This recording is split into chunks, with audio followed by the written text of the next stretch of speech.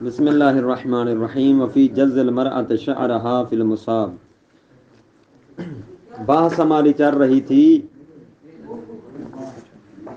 کہ مصنف علیہ الرحمہ کچھ ایسی کام اور اعمال بیان فرما رہے تھے کہ جن کے کفارہ کے بارے میں کیا ہے اختلاف پایا جاتا ہے. بس اوقات وہ اختلاف اس طرح کا ہوتا ہے کہ کیا کفارہ واجب ہے یا واجب نہیں ہے. بس اوقات اس طرح کا کفارہ اشکال ہوتا ہے کہ کفارہ تو ہے، وہ کفارہ کون سا ہے؟ کیا کفارہ یمین ہے، کفارہ زہار ہے، یا کوئی اور ہے؟ اس کے بارے میں بین الفقہاء آراء پائی جاتی ہیں. پہلا انہوں نے کہا تھا الحالف بالبراء، جو برات من اللہ و من الرسول و من ائمہ علیہ الصلوۃ والسلام کے سے برات کا کیا کرے، حلف اٹھائے، اس پر کیا ہوتا ہے؟ کفارہ واجب ہوتا ہے. اس کے بارے میں عبارت میں 3 اقوال موجود تھے اور کلی طور پر اجماعی طور پر 5 اقوال میں نے بیان کیے تھے. اچھا، دوسرا آج مورد ہے وفی جز المرأة شعرها، کہ عورت اپنے بالوں کو کاٹے فی المصاب، مصیبت کے وقت. عورت اپنے بالوں کو کاٹے مصیبت کے وقت تو اس پر بھی کفارہ واجب ہو جائے گا. مصیبت کے وقت عورت اپنے بالوں کو کاٹتی ہے تو اس پر کفارہ واجب ہو جاتا ہے. وہ کفارہ کون سا ہوگا اس کے بارے میں اختلاف ہے. پہلا قول قبلہ یہی ہے کہ کفارۃ الظہار، کہ اس عورت پر زہار والا کفارہ واجب ہو جائے گا. زہار کا کفارہ مرتبہ بین خصال الثلاث، مرتبہ بین خصال الثلاث. وہی خصال ثلاث کون سے تھے؟ عتق رقبہ، صیام شہرین متتابعین اور اطعام 60 مساکین. ٹھیک ہے نا نکلا؟ اچھا، زہار والا کفارہ واجب ہو جائے گا. اس قبلہ قول کے قائل ہیں سلار اور ابو صلاح تقی حلبی ابن ادریس، اور انہوں نے دعویٰ کیا ہے اجماع کا، کہ اس پر اجماع ہے کہ ایسی عورت، جو عورت مصیبت کے وقت اپنے بال کاٹے، مصیبت میں اس پر کفارہ زہار واجب ہوتا ہے. یہ علماء اس کے قائل ہیں. الا مختارہ ہونا، مصنف علیہ الرحمہ نے یہاں لمہ میں اسی قول کو اختیار کیا ہے. شارح فرما رہے ہیں کہ مصنف علیہ الرحمہ نے یہاں لمہ میں اسی قول کو اختیار کیا ہے. وَقَبْلَهُ الْعَلَّامَةُ فِي بَعْضِ كُتُبِهِ، اور قبلہ یعنی مصنف سے پہلے علامہ نے بھی بعض اپنی کتابوں میں اسی قول کو اختیار کیا ہے. اب ان علماء کے ساتھ ساتھ سلار، ابو صلاح حلبی اور ابن ادریس کے ساتھ ساتھ علامہ بھی ہو گئے. علامہ بھی و ابن ادریس کا انہوں نے خود نام وابن ادریس علامہ فی بعض کتبہ وابن ادریس، ابن ادریس اور علامہ بھی اسی قول کے قائل ہیں کہ اس عورت پر کفارۃ الظہار واجب ہے. وَلَمْ نَقِفْ عَلَى الْمَاخَذ، یہ شارح اپنی طرف سے فرما رہے ہیں، فرماتے ہیں ہم، شارح علیہ رحمہ شہید ثانی فرماتے ہیں کہ ہم اس قول کے ماخذ سے واقف نہیں ہیں، کہ ان کے پاس کون سی دلیل ہے جس دلیل کی بنا پر انہوں نے اس عورت پر جس نے اپنے بال کاٹے مصیبت کے وقت، اس عورت پر کفارہ زہار واجب قرار دیا ہے. ہم اس دلیل سے واقف نہیں ہیں.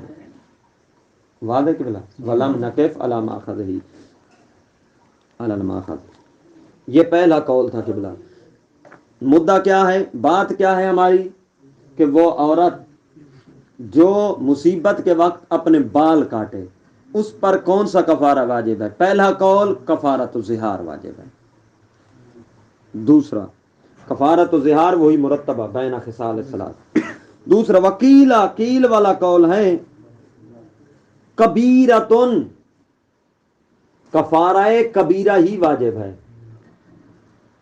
اب سوال یہاں پہ جیسے لفظ کبیرہ پڑا سوال پیدا ہو جائے گا، وہ بھی کفارہ کبیرہ یعنی کبھی کفارہ کبیرہ بڑا ہوتا ہے تو کبھی کفارہ چھوٹا بھی پھر ہوتا ہوگا. جب کفارہ کبیرہ کی تعبیر آ گئی ہے تو پھر صغیرہ بھی کوئی نہ کوئی ہوگا. فرماتے ہیں ہاں ایک کفارہ کبیرہ ہوتا ہے ایک کفارہ صغیرہ ہوتا ہے. کفارہ کبیرہ سے مراد یہی کفارۃ الظہار ہے. کفارہ کبیرہ سے مراد یہی. ابھی یہ لکھیں پھر بتاتا ہوں کہ ان میں فرق کیا ہے دونوں قولوں میں. ٹھیک ہے نا. یہی کفارہ کبیرہ سے مراد کفارہ ظہار. ٹھیک ہے نا. اور کفارہ صغیرہ سے مراد کیا ہے؟ کفارہ الیمین. کفارۃ الیمین کفارہ صغیرہ. اور 10 مسکینوں کو کھانا تھا نا. یہاں 60 مسکینوں کو کھانا ہے اس لیے یہ بڑا کفارہ ہے. وہاں 10 مسکینوں کو کھانا ہے اس لیے وہ چھوٹا کفارہ ہے. اس لیے کبیر اور صغیر کی کیا ہے انہوں نے تعبیر استعمال کی ہے. اچھا یہ کیل والے کہتے ہیں کہ اس عورت پر ہوگا وہی کفارۃ الظہار واجب. لیکن فرق یہ ہے ان دونوں قولوں کے درمیان. فرماتے ہیں کفارۃ الظہار المخیرہ. لیکن کیلا کبیرۃ مخیرۃ کہ کفارۃ الظہار تو واجب ہے اس پر لیکن وہ مخیرہ واجب ہے مرتبہ واجب نہیں ہے. واضح ہوا دو قولوں کے درمیان فرق سب کے لیے. پہلا قول کیا تھا کہ وہ عورت جو مصیبت کے وقت اپنے بال کاٹے اس پر کفارۃ الظہار واجب تھا. دوسرا قول بھی یہی ہے کیل والا کہ اس پر کبیرہ کفارہ یعنی کفارۃ الظہار واجب ہے. اب سوال یہ پیدا ہو گیا کہ پہلے قول اور دوسرے قول کے درمیان فرق کیا ہوا. تو جواب یہ ہے کہ جو پہلا قول انہوں نے کہا تھا کفارۃ الظہار وہی اصلی ظہار کا کفارہ جو مرتبہ بین خصال الثلاث ہوتا ہے. صحیح. اور دوسرے قول میں قید ہے کیلا کبیرۃ مخیرۃ کہ تخییر بین خصال الثلاث نہ کہ ترتیب. یعنی فرق ترتیب اور تخییر کا ہو جائے گا. ویسے کاٹے یا بال نوچے اپنے. ہاں جی کاٹے جز مانا ہوتا ہے کاٹنا. اچھا آگے آ رہا ہے نوچنے والا بھی آ رہا ہے. ٹھیک ہے نا جی. اچھا ذهب الیہ شیخ اس قول کے قائل ہیں شیخ طوسی علیہ رحمہ فی النہایہ اپنی کتاب نہایہ ہے. ان کی کتاب ہے وہ اس میں ذکر کیا ہے شیخ طوسی علیہ رحمہ استنادا الی روایت. اب سوال یہ اٹھے گا کہ ان کے پاس کیا دلیل ہے کہ ان کے پاس کوئی دلیل ہے یا ان کے پاس بھی دلیل نہیں ہے. شہید ثانی فرماتے ہیں ان کے پاس ایک دلیل ہے. ہاں جی مخیرہ یعنی شیخ طوسی کے پاس جو مخیرہ کے قائل ہیں آسان تو ٹھیک ہے نا.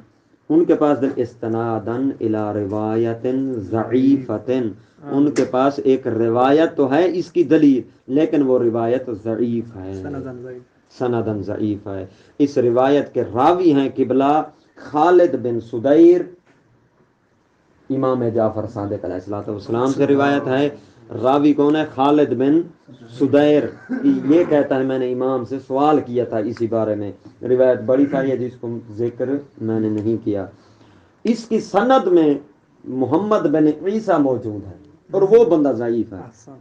محمد بن عیسیٰ جس کی وجہ سے یہ روایت ضعیف ہے. واضح.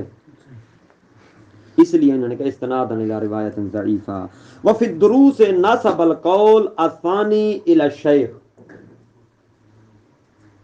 دیکھیں مصنف علیہ الرحمہ نے کتنا لکھا ہے. اپنی بریکٹ والی عبارت دیکھیں مصنف کی وہ عبارت بریکٹ والی ہے نا. وکیلا کبیرۃ مخیرۃ بس اتنا لکھا ہے نا. کوئی آگے جو جتنی عبارت ہے وہ شارح کی طرف سے ہے.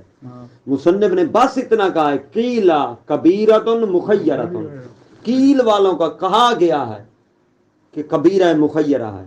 مصنف نے یہ نہیں کہا کہ کس نے کہا ہے. لما میں یہ نہیں کہا کہ کس نے کہا ہے. شارح کہنا چاہتے ہیں کہ وفی الدروس مصنف علیہ الرحمہ نے اپنی کتاب دروس میں نسبا القول الثانی اس دوسرے قول یعنی مخیرہ والے کو نسبت دی ہے الی شیخ طوسی شیخ طوسی علیہ الرحمہ کی طرف. واضح کہ بلا یہاں لما میں مصنف نے نسبت نہیں دی، بس قیلا کہہ دیا ہے. یہاں لما میں شارع نے نسبت دی ہے. مصنف کہنا چاہتے ہیں کہ خود مصنف نے بھی اپنی کتاب دروس میں شیخ کی طرف نسبت اس قول کو دی ہے. لم یذکر الاول، لیکن مصنف نے وہاں دروس میں پہلے قول کو ذکر نہیں کیا. کفارت الظہار والے، ہاں کفارت الظہار المرتبہ، اس کو ذکر نہیں کیا. یہ دو قول واضح، دونوں قول جز شعر کے بارے میں. تیسرا والاقوا، شارع علیہ رحمہ کا قول والاقوا عدم الکفارۃ مطلقاً. شارع علیہ رحمہ کا قول یہ ہے کہ مطلقاً کفارہ واجب نہیں ہے، نہ مرتبہ نہ ہی مخیر.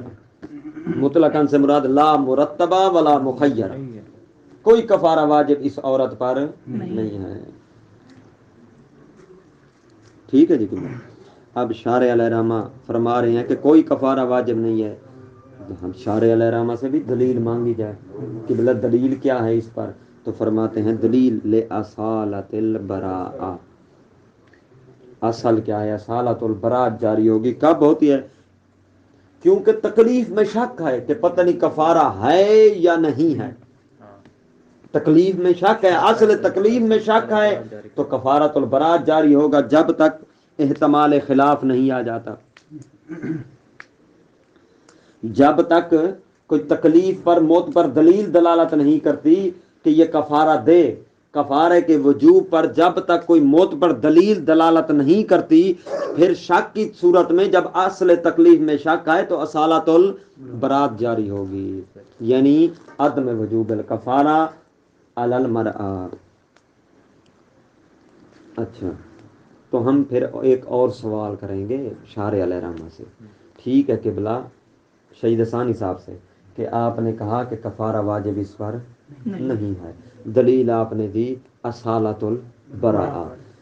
وہ قبلہ وہ جو دلیل ابھی آپ نے تو ذکر کیا ہے کہ شیخ طوسی علیہ رحمہ کے پاس ایک روایت موجود ہے دلیل کے طور پر، اس روایت کو کدھر کریں پھر؟ امام سے روایت ہے کہ اس پر کفارہ واجب ہے، اس روایت کو کہاں کریں گے؟ آپ جو کہہ رہے ہیں عدم وجوب الکفارہ، پھر روایت کہاں گئی؟ تو فرماتے ہیں روایت نعم، ہاں یستحب، مستحب ہے کفارہ.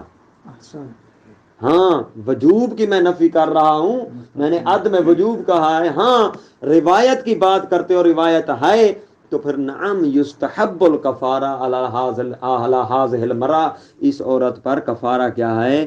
دینا مستحب ہے جو اپنے بالوں کو کاٹے. پھر استحباب کی بلا کہاں سے لائے ہیں آپ؟ فرماتے ہیں استحباب لایا ہوں لصلاحیت الروایہ، کیونکہ روایت جس کو ضعیف قرار دیا گیا، جو روایت ضعیف ہے وہ اتنی صلاحیت رکھتی ہے کہ استحباب اس سے ثابت کیا جا سکے. لعدلت سنن، کیوں؟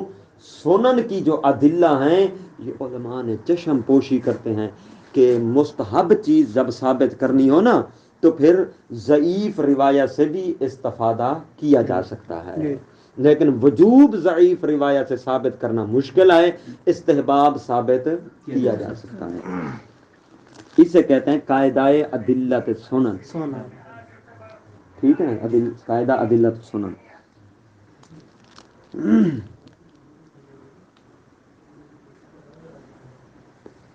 اچھا، ولا فرق فی المصاب بین، یہاں تک واضح کہ بلا ولا فرق فی المصاب بین القریب وغیر القریب، کوئی فرق نہیں ہے کہ جس مصیبت پر یہ عورت اپنے بال کاٹ رہی ہے وہ مصیبت کسی قریبی کی ہو، مثلا اس کا بیٹا ہے یا باپ ہے یا بھائی ہے، ٹھیک ہے، یا بیٹی ہے، یا قریب کی نہ ہو، مثلا چاچا کا بیٹا ہے، چچا کے بیٹے کے مصیبت پر اس نے بال کاٹ دیے، ٹھیک ہے نا، بہن کے بیٹے پر اس طرح، یا قریب نہ ہو، ماموں کے بیٹے پر.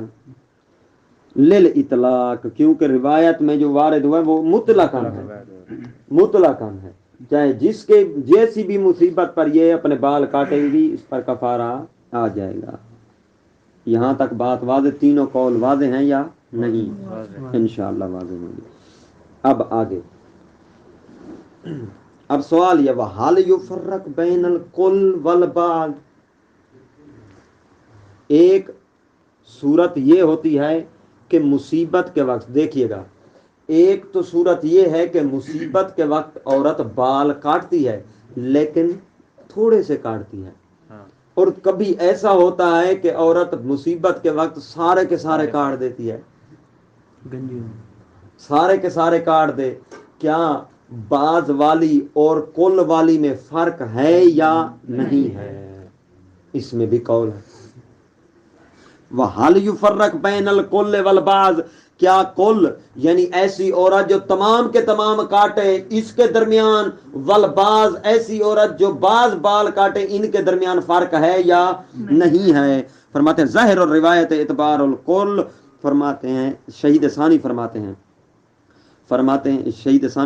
ہیں کہ روایت کا ظہور اسی میں ہے کہ اعتبار الکل، کہ کل کا کاٹنا معتبر ہے، تمام کاٹے گی تب کفارہ واجب ہوگا، نہیں تو نہیں ہوگا۔ ظاہر الروایہ اعتبار الکل، کہ ظاہر روایت کا ظہور اسی میں ہے کہ تمام کاٹنا معتبر ہے، تمام کاٹے گی تب کفارہ آئے گا، نہیں تو نہیں آئے گا۔ یہ پہلا قول۔ کیوں؟ دلیل لافادۃ الجمع المعرف او المضاف العموم، کیونکہ فرماتے ہیں جمع معرف سے اس افادہ جو کیا جاتا ہے، جمع معرف سے مراد یہ ہے کہ روایت مختلف ہیں، بعض جگہ پر المعرف، یعنی المعرف کسے کہتے ہیں؟ الف لام کے ساتھ معرفہ، احسنتم، بعض جگہ پر شعر کو الف لام کے ساتھ معرفہ لایا گیا ہے، اور بعض جگہ کو المضاف اضافت کے ذریعے سے لایا گیا، مضاف مضاف الیہ بنا کر، یعنی بعض جگہ پر یوں وارد ہوا ہے لفظ کہ المعرف جز الشعر، جز الشعر یعنی اشعر، الف لام کے ساتھ جز الشعر یعنی اشعر آ جائے گا نا، یہاں جب آپ جز الشعر لکھیں گے تو یہاں الف لام آ جائے گا اشعر پر۔ بعض جگہ پر اس طرح لایا گیا جز الشعر، اور بعض جگہ پر لکھا گیا ہے کہ جز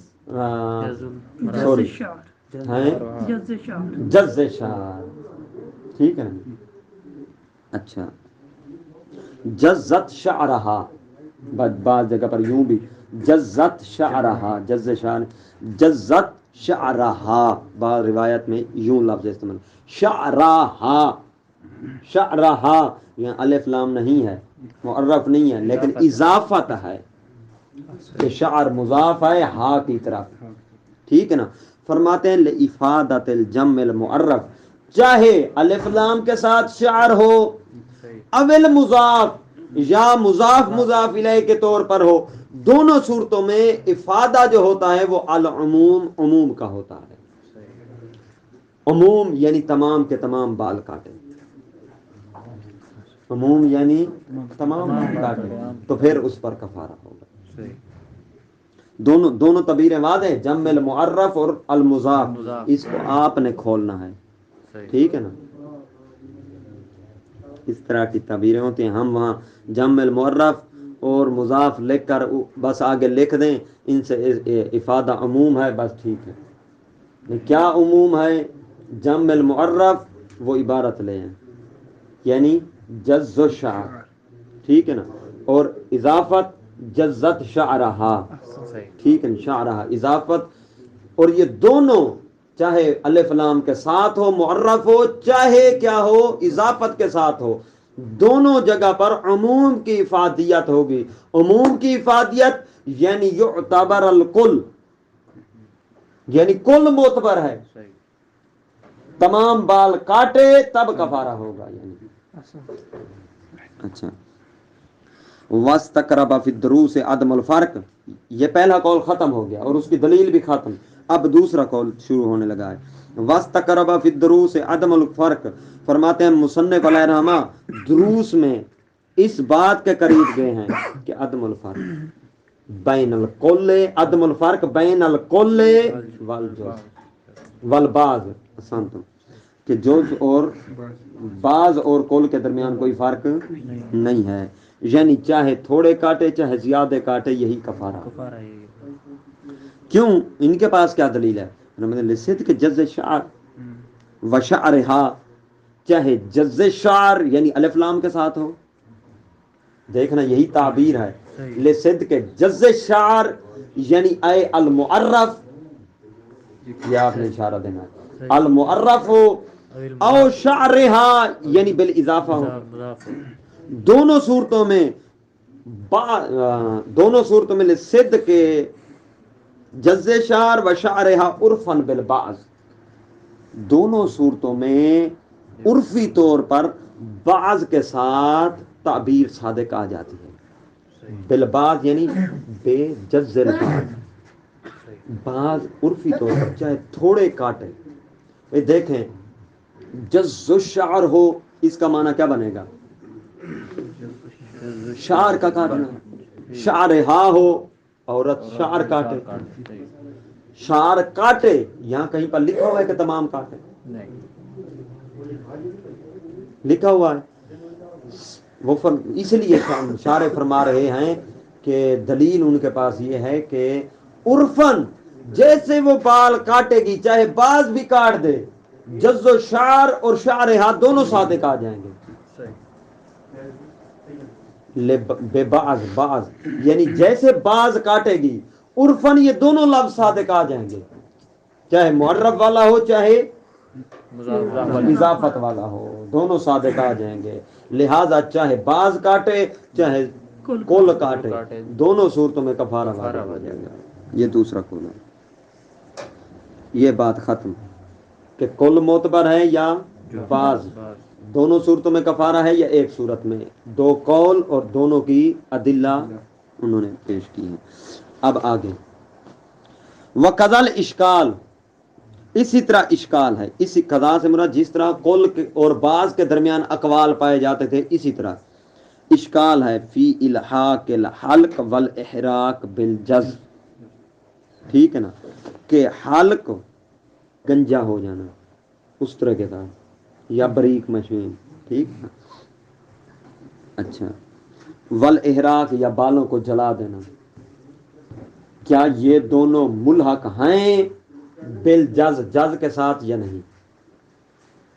یعنی جس طرح جز شعر کے ذریعے سے کفارہ واجب ہوتا ہے کیا اسی طرح حلق راس کے ذریعے سے بھی کفارہ واجب ہوگا اور احراق شعر کے ذریعے سے بھی کفارہ واجب ہوگا یا نہیں ہوگا؟ تھک گیا کیا کہا تھا؟ مصیبت کے وقت اگر کوئی عورت جز شعر کر دیتی ہے اس پر کیا واجب ہے؟ کفارہ۔ اب سوال یہ ہو جاتا ہے جس طرح جز شعر والی عورت پر مصیبت کے وقت جو جز شعر کرے اس پر کفارہ واجب تھا، ایسی عورت جو مصیبت کے وقت حلق شعر کر دے یا احراق کر دے کیا اس پر بھی کفارہ واجب ہوگا یا نہیں ہو؟ اس کے بارے میں بھی کیا ہے؟ اشکال یعنی اقوال ہیں۔ ایک دو قول بنے گے بھی، ایک قول یہ ہے کہ یہ دونوں یعنی حلق اور احراق جز کے ساتھ ملحق ہیں یعنی کفارہ واجب ہے، دوسرا قول بنے گا حلق اور احراق جز کے ساتھ ملحق نہیں ہیں یعنی ان پر کفارہ واجب نہیں ہے۔ یہ دو قول بنیں گے۔ پہلے قول کو لیتے ہیں، پہلا قول یعنی یہ حلق اور احراق جز کے ساتھ ملحق ہیں یعنی کفارہ ان پر بھی واجب ہے۔ اس کی دلیل من مساوات ہی لہو فی المعنی، یہ الحاق کی دلیل ہے یعنی کفارہ ان دونوں پر بھی واجب ہے، اس کی دلیل ہے۔ یہ قول آپ نے لکھنا ہے، نہیں توجہ کی، دو قول بنانے ہیں قبلہ، پھر پہلا قول لینا ہے، پہلے قول کی یہ دلیل انہوں نے لکھی ہے، باقی کام آپ نے کرنا ہے، ٹھیک ہے نا؟ من مساوات ہی لہو فی المانا، فرماتے ہیں یہ دونوں حلق اور احراق ملحق ہیں جز کے ساتھ. کیوں؟ من مساوات ہی، حلق اور احراق برابر ہیں لہو جز کے معنی میں. وہاں بھی مصیبت میں یہ کام کر رہی ہے، یہاں بھی یہ ایک ہی کام ہے، کاٹے جلا دے یا حسن تو کفارہ کیا ہے؟ واجب ہے. یہ دلیل ہے اس کی. اچھا، وقت آ رہا فی دروس، مصنف نے اس کو کہاں اختیار کیا اس قول کو؟ اپنی کتاب دروس میں. اچھا، دوسرا قول کیا تھا؟ اب آپ نے لکھنا ہے اس دلیل کو لکھنے کے بعد دوسرا قول. دوسرا قول کیا تھا؟ کہ حلق اور احراق ملحق نہیں ہیں جز کے ساتھ. ہاں جی، متوجہ ہے تو بولے نہیں میں دوسرا ملحق نہیں ہے، یعنی ان پر کفارہ واجب نہیں. اس کی دلیل نہیں، انہوں نے ادلہ پیش کی ہیں. 4 دلیلیں ہیں. پہلی دلیل ومن عدم النص، جس طرح جز شعر کے بارے میں تو نص تھی، روایت تھی کہ اس پر کفارہ ہو، حلق اور احراق کے بارے میں کوئی روایت موجود نہیں ہے، لہذا ان پر کفارہ نہیں ہے. ایک دلیل. دوسرا وَأَصَالَةُ الْبَرَاتِ، اس کے بارے میں تو نص تھی، اس لیے ہمیں یقین تھا کہ جز شعر پر کفارہ ہے. ان کے بارے میں نص نہیں ہے، ان کے بارے میں شک ہے، پتہ نہیں ان پر کفارہ ہے یا نہیں ہے. اصل تکلیم میں شک ہے، لہذا اصالۃ البراۃ ہے. ٹھیک ہے نا. تیسری دلیل وبطلان القیاس، اور پھر جب یقین نہیں ہے آپ کو کہ حلق اور احراق والی پر کفارہ ہے یا نہیں ہے، اس پہ یقین نہیں ہے ہونے میں، آپ کہہ رہے ہیں مساوات ہی، کہ یہ دونوں اس کے مساوی ہیں، گویا کہ آپ قیاس کر رہے ہیں، ان دونوں کو اس کے ساتھ قیاس کر رہے ہیں، اور قیاس ہمارے نزدیک کیا ہے؟ باطل ہے. ٹھیک ہے نا. وبطلان القیاس، اس طرح آپ نے مقدمہ باندھ کر ہی لکھنا ہے. وہاں صرف بطلان قیاس نہیں چلے گا کہ کیسے قیاس ہوئی ہے، یہ آپ نے لکھنا ہے. وہ مساوات ہی کی بنا پر قیاس، کہ جب دلیل نہیں ہے، جو روایت نہیں ہے ان حلق اور احراق پر، تو آپ نے اس لیے کہا ان پر بھی کفارہ ہے کہ یہ اس کے مساوی ہیں جز کے، یا آپ اس کے قیاس کر رہے ہیں، اور قیاس باطل. وعدم العلم بالحکمت، اور پھر اس پر کفارہ کے وجوب کی حکمت کیا ہے، اس کے بارے میں علم نہیں ہے، لہذا کفارہ نہیں ہوگا. یہ 4 دلیلیں ہیں قبلہ. ایسی حکمت کا علم نہیں ہے الموجبۃ للالحاق، جو ہاں ان کے الحاق کا موجب بنے. آخری سوال اور ختم کرتے ہیں تاکہ یہ بحث پوری ہو جائے. وقضا فی الحاق جزہ فی غیر المصابہ من عدم النص. وقضا اسی طرح اشکال ہے، اسی طرح سوال ہے، جس طرح پیچھے تھا نا، کیا کل پر کفارہ ہے یا بعض پر بھی کفارہ ہے. پھر سوال کیا آیا تھا، جس طرح جز پر کفارہ تھا، کیا احراق اور حلق پر بھی کفارہ ہے یا نہیں ہے، اس میں بھی اقوال تھے. اسی طرح ایک اور ہے سوال، وہ فرماتے ہیں کیا اسی جز فی المصیبت کے ساتھ جز فی غیر المصیبہ ملحق ہے یا نہیں ہے. یعنی ایسی عورت پر کفارہ واجب تھا جو مصیبت کے وقت اپنے بال کاٹے، اور ایسی عورت جو مصیبت کے علاوہ عام اوقات میں اپنے بال کاٹ دیتی ہے، کیا اس پر بھی کفارہ ہے یا نہیں؟ کوئی مرا ہوا نہیں ہے، کوئی مصیبت نہیں ہے، ایسے فیشن کے طور پر کاٹ دیے اس نے پورے، کیا اس پر بھی کفارہ ہے یا نہیں ہے؟ اسی طرح اس کے بارے میں بھی اشکال ہے. وقضا اسی طرح، یعنی اشکال ہے، بات ہے، اقوال ہیں. فی الحاق جز شعر المرا، جز شعر کے جز کے ساتھ ملحق ہے، فی غیر المصاب بہی بالمصاب، غیر مصاب کے ساتھ ملحق ہے یا نہیں ہے. اچھا، اس میں بھی 2 قول ہیں، اس میں بھی فی ہے قولان، اس کے بارے میں 2 قول ہیں. القول الاول الحاق، وہ دوسرا القول الثانی عدم الحاق. یہ 2 قول بنیں گے قبلہ.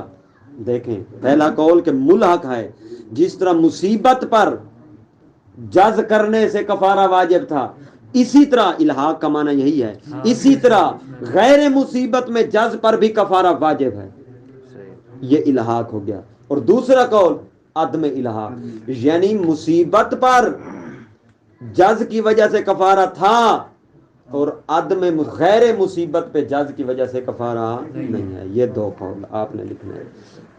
اب پہلے قول کی دلیل یہ دے رہے ہیں، ٹھیک ہے نا جی، یہ دلیل ہے من سے، ٹھیک ہے۔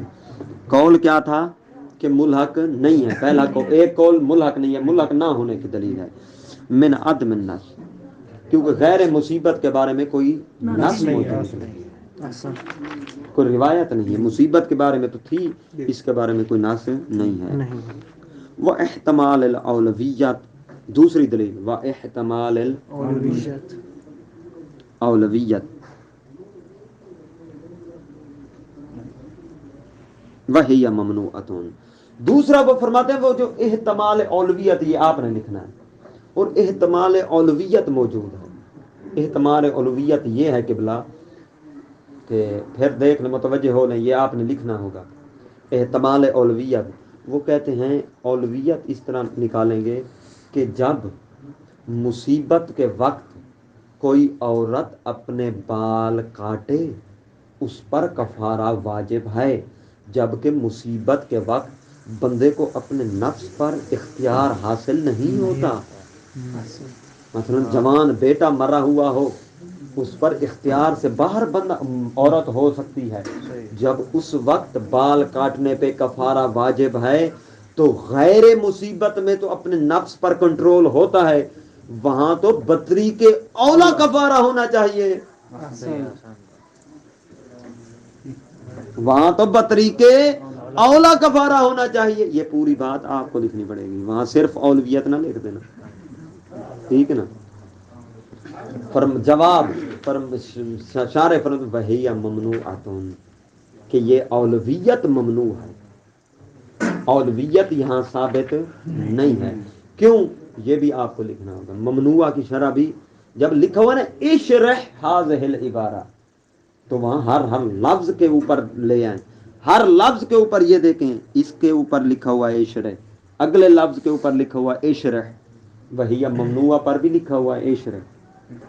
ممنوع کی کیا شرح بنے گی؟ شارح پر یہ ممنوع ہے، یعنی شارح کہنا چاہتے ہیں کہ وہ جو مصیبت کے وقت کفارہ ہے، غیر مصیبت کے وقت کفارہ نہیں ہے، اولویت ممنوع ہے۔ کیوں؟